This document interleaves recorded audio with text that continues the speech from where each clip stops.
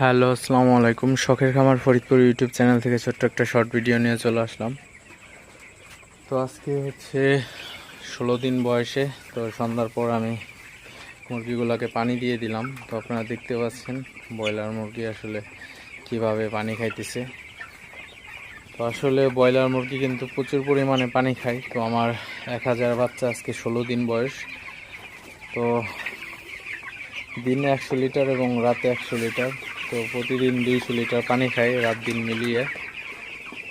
তো আসলে বাচ্চাগুলার কিন্তু প্রচুর পরিমাণে পানি খায়।